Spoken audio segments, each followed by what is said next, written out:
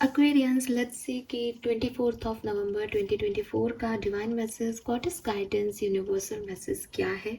आज यूनिवर्स आपसे क्या कहना चाहते हैं, आज के दिन आपको क्या जानने की ज़रूरत है।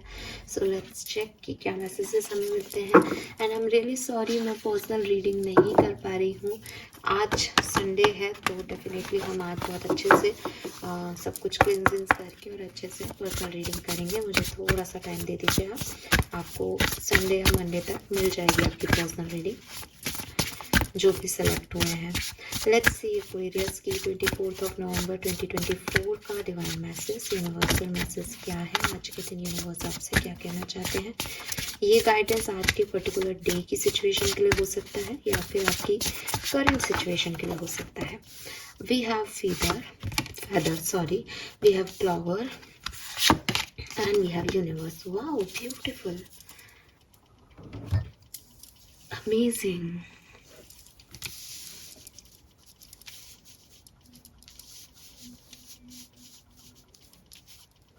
Okay, so colour of the day is brown. ठीक है, ब्राउन या गोल्डन कलर आपके लिए आज बहुत लकी रहेगा। अगर आप कुछ खास काम कर रहे हो तो प्लीज़ मैं आपको कह रही हूँ गोल्डन ब्राउन कलर को यूज़ करो। चाहे कपड़े पहनो उस कलर के, चाहे कोई गोल्ड कॉइन रख लो, चाहे कोई सिल्वर, अगर आपके इर्द गिर्द कोई सिल्वर कह रही हूँ, सॉरी गोल्डन जो है, अगर सिल्वर भी बोल दिया मैंने, भाई कुछ हो तो बता देना मुझे। बट गोल्डन अगर कुछ आपके इर्द गिर्द है और आप कोई काम कर रहे हो ना, तो वो आपके लिए अच्छा रहेगा, लकी रहेगा आपके लिए एक्वेरियस। और मुझे आपका लक इन्हांस होते हुए दिख रहा है। ठीक है, मुझे लग रहा है जो नेगेटिविटी है, चाहे वो थॉट प्रोसेस की है, चाहे वो आपके इर्द गिर्द लोगों की है, या तो वो लोग आपके लिए पॉजिटिव हो रहे हैं या वो लोग अब कहीं जा रहे हैं, उनका ध्यान कहीं और लग रहा है, वो कहीं और नेगेटिव हो रहे हैं, तो वो आपके लिए थोड़ा लाइट हो रहे हैं। तो आपके चारों तरफ जो अभी तक जैसे कहते हैं ना, ऑब्स्टिकल्स आ रहे थे, चैलेंजेस आ रहे थे, नेगेटिविटी थी, या आपका थॉट प्रोसेस अपने आप को लेके, दूसरों को लेके एक नेगेटिव था, वो कम हो रहा है आज के दिन हो रहा है, या आज के दिन से कम होने लग जाएगा। ये अलग अलग हो सकता है सबके लिए। हाँ, बट मुझे लग रहा है कुछ नेगेटिविटी बर्न आउट हो रही है, ख़त्म हो रही है, सब साफ सुथरा दिखता है। बिकॉज हम गोल्ड शेड को ना बहुत प्योरिटी का सूचक मानते हैं, और मुझे लिटरली वो गोल्डन आपके लिए दिख रहा है। प्रोस्पेरिटी कह लो, या एक अच्छे पॉजिटिव वाइब्स की, हाँ हाँ अब सब अच्छा है। और कलर बता दिया मैंने आपको। नंबर्स की अगर मैं बात करती हूँ तो नंबर 5 है यहाँ पे, 5 नंबर, 3 नंबर, 35 आपकी एज हो सकती है, 43 नंबर, 7 नंबर, 4 नंबर, हाँ 3, 4, 5 नंबर है। इसके अलावा 35 और 43 नंबर है। राइट, सो ये नंबर है। इसके अलावा आप कार्ड से देखें तो 31 से भी 4 आ रहा है, जो मैंने अभी आपको बताया। अभी 21 से 3 आ रहा है, वो भी मैंने आपको बताया। 26 से 8 आ रहा है। 26, 21, 31 भी सिग्निफिकेंट हो सकता है। 31, 32, 36 ये भी एज ग्रुप हो सकता है। 22, 222 आपको बहुत देखने को मिल रहा हो, पॉसिबिलिटीज़ दिखती हैं। ओके,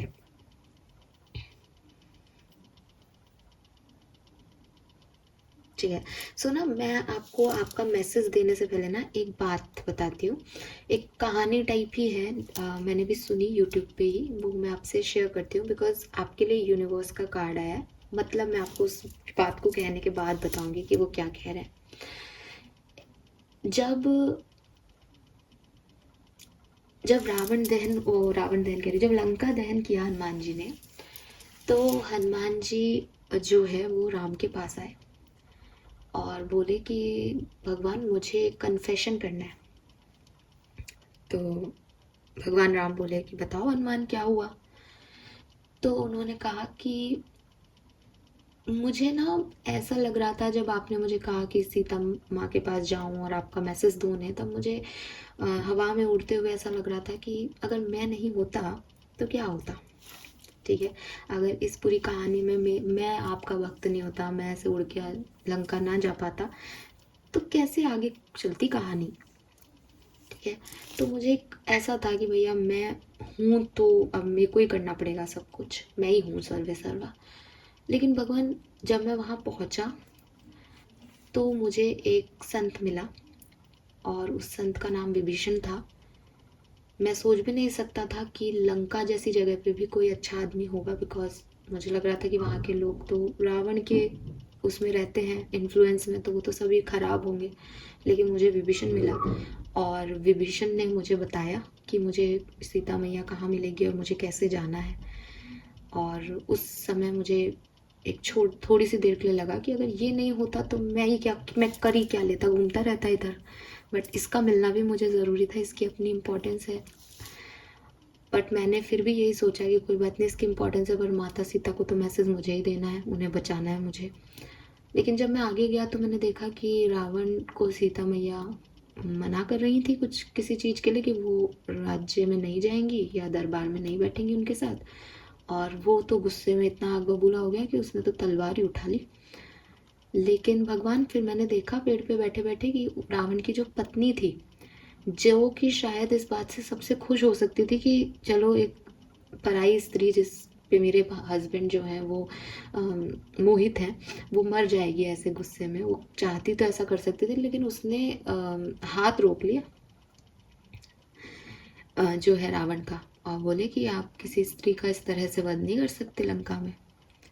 अब वो रावण की पत्नी, उसमें भी इतना जो है धैर्य और इतनी महानता कि उसने भी दूसरी पराई स्त्री को अपने मतलब अपने पति को उसका पाप चढ़ने से रोकने के लिए उसने भी वहाँ पे उस चीज़ को मंजूर कर लिया और उसको रोक लिया। तो मेरे को तो बचाने जाना ही नहीं था सीता जी को। सीता जी तो मैं नहीं जाता तब भी सेफ थी, क्योंकि खुद रावण के लोग सीता जी को जो है वो ध्यान रख रहे थे कहीं ना कहीं। तो आपने तो पहले ही तैयारी कर रखी थी। और उस समय तो मुझे पूरा विश्वास हो गया कि मेरी तो कोई ज़रूरत नहीं है, जब मैंने ये देखा कि मुझे मारने के लिए भी रावण के दूत, जब मैं पहुंचा तो वो तो पूरी लंका उनका घर, मुझे वो कभी भी मार सकते थे। और मुझे मारने के लिए जैसे ही वो लोग आगे आए, वैसे ही किसी ने तो उस सभा में बोल दिया कि दूत को नहीं मार सकते आप, दूत को मारना तो किसी राजा के उसमें नहीं है, दूत तो समाचार लेके आता है, दूत को नहीं मार सकते, वो मारने काटने आया ही नहीं आपको।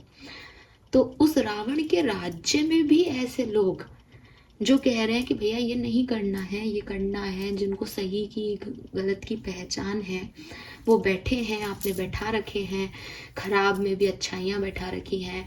फिर मैंने जब और देखा तो आपके राज्य में कैकई की मति फिरा दी कि वो आपको वनवास दे दे, अच्छे अच्छे अच्छे लोगों के बीच में भी किसी का दिमाग खराब हो जाए। तो मुझे कन्फेस करना है प्रभु कि कभी कभी इंसान में ये एक कहना चाहिए ईगो आ जाता है कि मैं ही सब कुछ हूँ और मैं ही कर रहा हूँ जो कर रहा हूँ। लेकिन एक्चुअली में जो है आपकी लीलाएं हैं सारी, और हम तो सब निमित्त मात्र हैं। आप हमें भेज देते हो, आप हमारी बुद्धि फेर देते हो और हम टास्क कर देते हैं। अब कहीं पे भी अगर हमको ये लग रहा है कि ये हम कर रहे हैं या ये हम नहीं कर पा रहे, तो वही हमारी समस्याएं हैं। अगर हम इसको ऐसे देखेंगे लाइटर मोड में कि जो नियति ने लिख रखा है वो, मैं अपने आप को कर्म करने से रोक भी लूँ, I am sorry for the disturbance, तो भी वो कर्म पूरा होगा किसी और के थ्रू, और मैं करूँ तो मेरे थ्रू हो जाएगा। अगर मैं उसका निमित्त हूँ तो मेरे थ्रू कराएंगे वो आपसे। तो कहीं ना कहीं राम जी जो है वो मुस्कुरा दिए और बोले, हनुमान तुम तो सब समझ गए, तुम तो बहुत बुद्धिमान हो। तो वो जो चीज़ है ना, समझे आप लोग, समझे मैंने क्या कहा अभी? ये जो चीज़ है ना, ये यूनिवर्स आपको समझा रहा है इस गाइडेंस में। यूनिवर्स कह रहा है we are all just stardust. हम सब पे प्रभु की कृपा है। जो काम हो रहे हैं उनमें भी, जो काम नहीं हो रहे हैं उनमें भी। आप कोई 30 मार खा नहीं हो। आप कोई ऐसा भी नहीं है कि आप कुछ नहीं कर सकते। जो आपके हाथों से होना है, उन कामों के लिए लीलाएं लिखी गई हैं। वो काम वैसे वैसे वैसे वैसे हो जाने हैं। अच्छाई बुराई का फेर आपको समझना चाहिए कि अगर कोई मति फेरने की भी कोशिश कर रहा हो तो भी मैं एक अच्छा आदर्शवादी इंसान हूँ, तो मुझे पता है कि मुझे ये कर्म नहीं करना। अगर मैं इसमें योगदान दूंगा तो ये मेरे लिए खराब होगा, तो मैं अपना बैक स्टेप ले लेता हूँ। और वो कर्म जो बहुत अच्छा है, उसमें अगर मुझे मौका मिल रहा है काम करने का, तो मैं इस कर्म को करूँ, ताकि मुझे भी इसका कुछ अच्छा कर्म का फल जो है वो मुझे मिल सके। बस इतनी सी अपनी बुद्धि लगा के लॉजिकल होके अपनी काम को करना है। यहाँ कहीं पे भी ये नहीं सोचना कि ये मैं ही कर पाऊँगा, ये इनमें से तो किसी में अक्ल नहीं है, या ये सब मूर्ख हैं, मैं ही बहुत सारा बुद्धिमान हूँ। नहीं, ठीक है। तो ये जो है ये मैसेज आपको सबसे पहले तो ये यूनिवर्स का कार्ड दे रहा है कि प्रार्थना करो, फेथ रखो, पॉजिटिव रहो, और जिस भी काम में तुमको लगता है कि भगवान ने मुझे दिया, धन्यवाद कह के उस काम को करो। जिस भी काम में तुम्हें लगता है कि ये तो मेरे हिसाब से सही नहीं हो रहा, तो भगवान को कहो कि मुझे अभी ये सही नहीं लग रहा, इसलिए मैं ये काम नहीं करना चाहता। फिर भी अगर कुछ कहीं हो जाते, उलझ जाते हो, तो अपना माफ़ीनामा तैयार रखो, अपने कर्मों को देखो कि मैं क्या गलत कर रहा हूँ, लोगों को देखो वो क्या अच्छा कर रहे हैं। डोंट बी लाइक दिस कि सब कुछ मैं ही बढ़िया कर रहा हूँ और सब तो खराब कर रहे हैं। ठीक है, इस मैसेज से मैं आती हूँ इस कार्ड की तरफ, जो कि है feather. Think first before you जज। अगेन, मैं बहुत बढ़िया हूँ, सामने वाले सारे गलत हैं। इस पॉइंट ऑफ व्यू को लेकर के ज़िंदगी में चलोगे तो शायद मात खा जाओगे एक्वेरियस। ठीक है, अब मुझे मात खा जाओ वर्ड बोलना चाहिए नहीं, मतलब तुमको शायद परेशानी आएगी। क्यों? क्योंकि तुमने एक पर्टिकुलर सिचुएशन पे, तुमने जैसे फॉर एग्जांपल कि लव लाइफ, ठीक है, लव लाइफ हम सबकी बहुत कॉमन सिचुएशन होती है जो हमारी लाइफ पे बहुत इम्पैक्ट डालती है। अब मान लो कि कोई एक फीमेल है, वो किसी मेल से मिलती है और उस मेल के साथ मिलके वो जो है वो एक आजकल बहुत कॉमन टर्म चल रहा है, सिचुएशनशिप में आती है।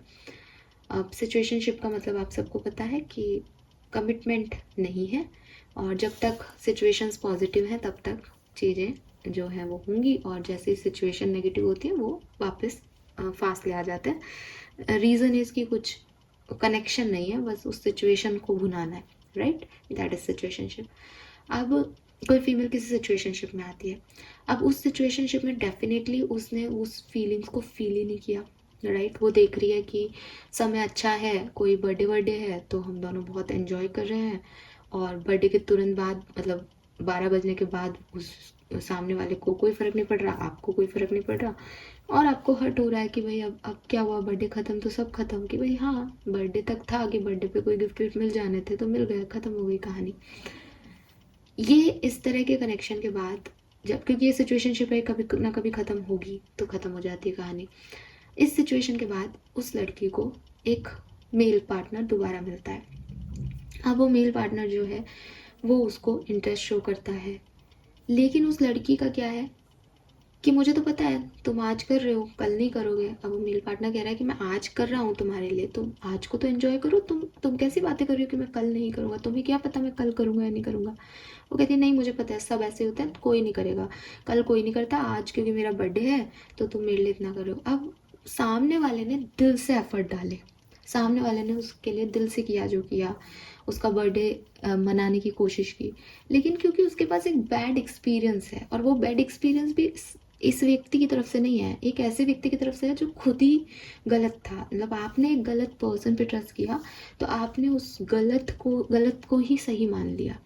ठीक है, इसलिए कहते हैं कि सही टाइम पे सही व्यक्ति मिलना बहुत ज़रूरी है, अदरवाइज आपकी कहानी ही गलत गढ़ चुके हो, आपका सोच ही नेगेटिव है सिचुएशंस के बारे में। अब आप इस अच्छे पर्सन से, जो एक्चुअली में अच्छा है, जो एक्चुअली में केयरिंग है, जो एक्चुअली में आपको कुछ प्यार देना चाह रहा है, आप उससे कह रहे हो कि तुम ये आज करोगे, कल नहीं करोगे। अब मान लो आप किसी के लिए एफर्ट डालो और आपको सुनने को ये मिले कि तुम तो दिखावा कर रहे हो, तुम तो आज कर रहे हो, तो तुमको भी लगेगा कि पागल है क्या सामने वाले, जब मैंने इतने एफर्ट डाले इसको नज़र नहीं आ रहा। उसको नज़र नहीं आ रहा बिकॉज उसने आँख पे पट्टी बांध रखी है कि हर व्यक्ति ऐसा ही है। तो वहाँ से अच्छा रिश्ते में भी गैप आने लग जाता है, एक दूरी आने लग जाती है।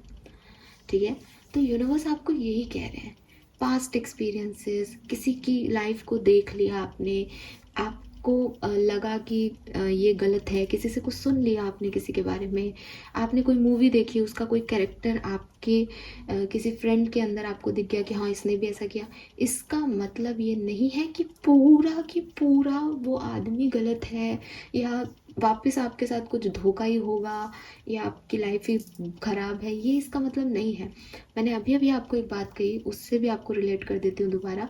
रावण के राज्य में भी मंदोदरी जैसी स्त्री थी, और राम के राज्य में भी कैकई जैसी स्त्री थी। आप समझ रहे हो? तो कभी कभी ना बहुत कीचड़ में कमल खिलता है, कभी कभी नहीं, हमेशा कीचड़ में ही कमल खिलता है। तो आप ये नहीं जज कर सकते कि भैया ये सब तो, ये तो इन लोगों के बीच में रहा है, या ये तो ऐसा कर रहा है तो ये तो गलत है। नहीं, अलग अलग सिचुएशन में अलग अलग तरह के लोग मिलते हैं, अलग अलग तरह के लोग अलग अलग तरीके से पले बड़े हैं। हो सकता है कि किसी में कोई कमी हो, लेकिन वो उस सिचुएशन की कमी हो या उस पर्टिकुलर हिस्से की कमी हो उसकी लाइफ में, बाकी वो व्यक्ति बहुत अच्छा हो सकता है।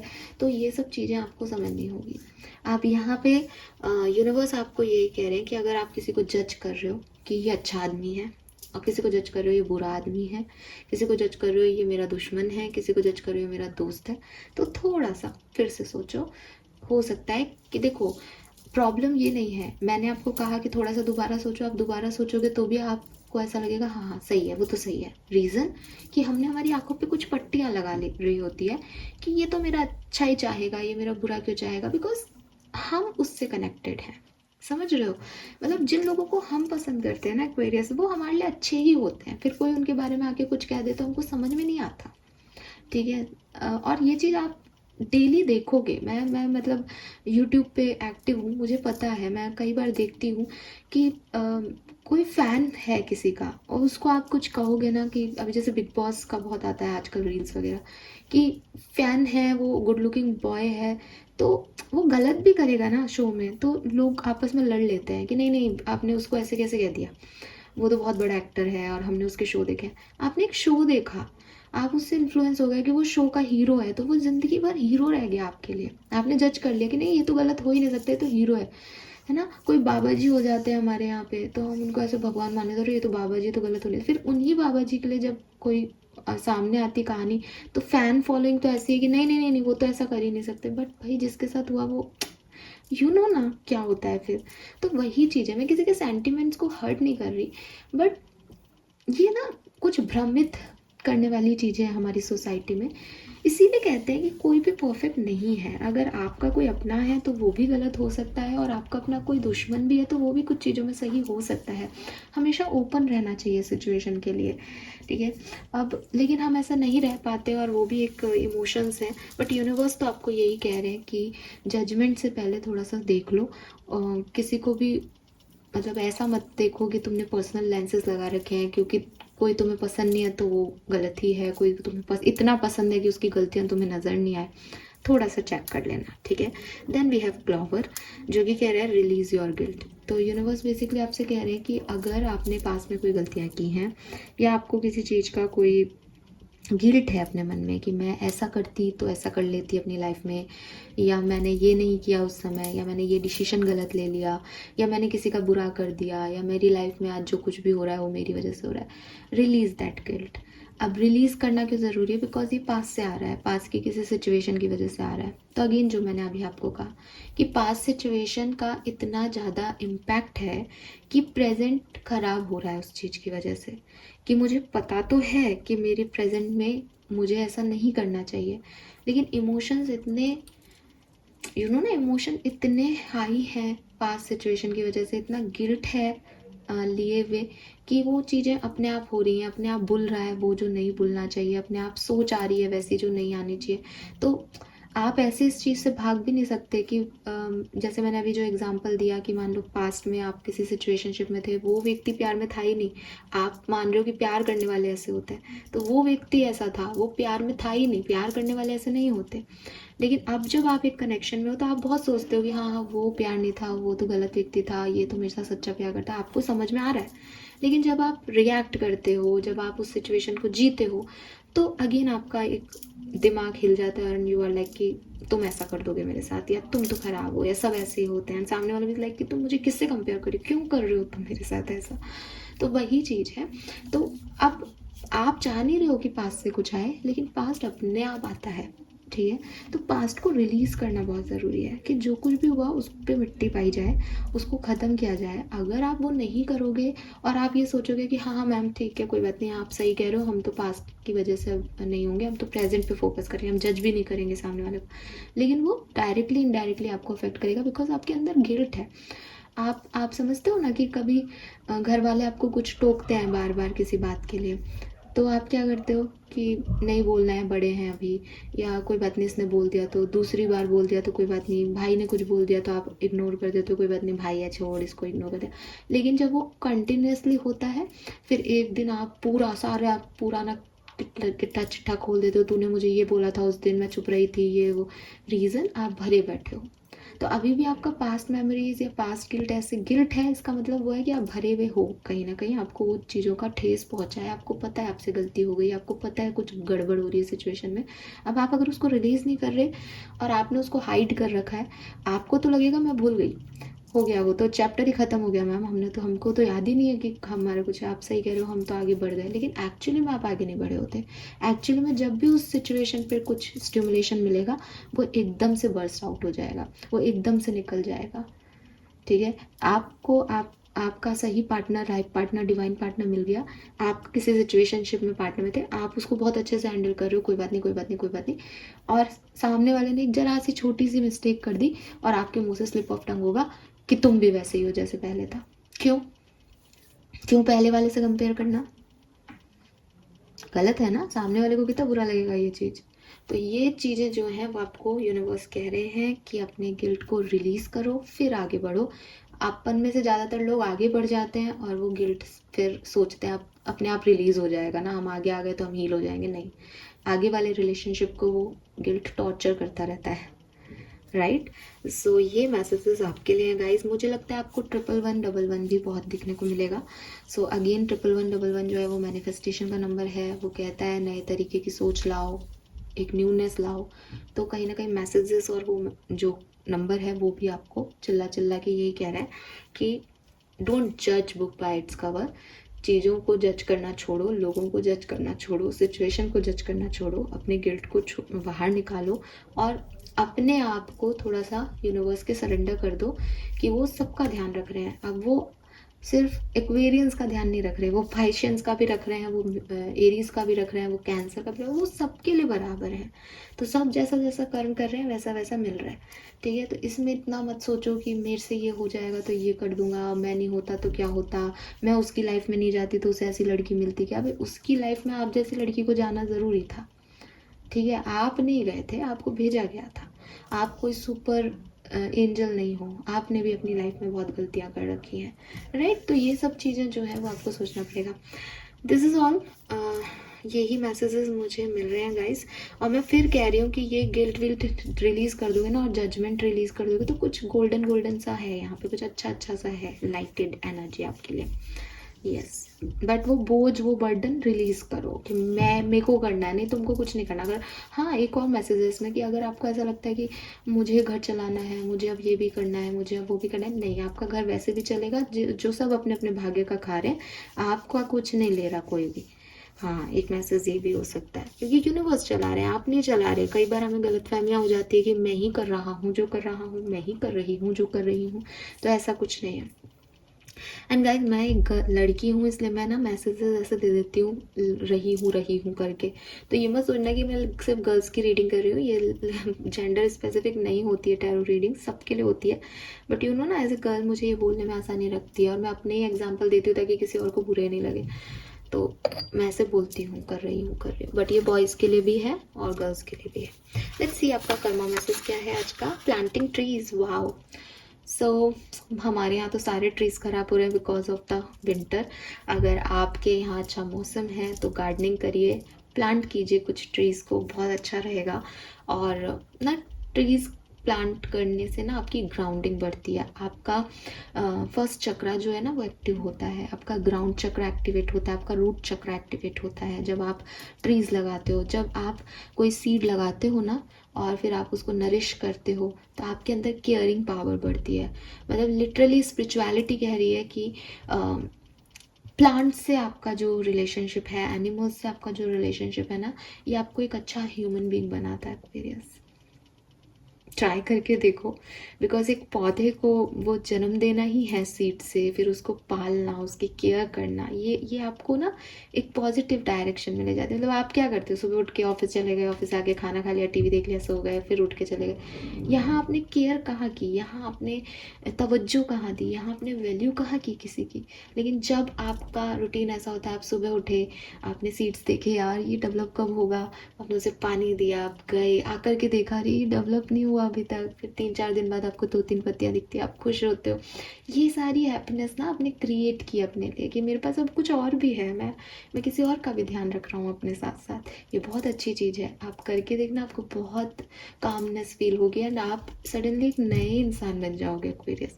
और सबसे बड़ी चीज़, जो रूट चक्र है वो एक्टिव होगा, और रूट चक्र में ना आपके सारे फियर होते हैं कि मेरे लिए कोई नहीं है, सो आपके साथ कोई होगा। सो ये बहुत प्यारी चीज़ है, आप प्लीज़ इसे कीजिएगा। और ये आज आपके लिए है भी, संडे का दिन है, संडे को तो भाई गार्डनिंग करनी ही चाहिए। Thank you so much reading को देखने के लिए। चैनल को लाइक और सब्सक्राइब कीजिएगा। Bye bye.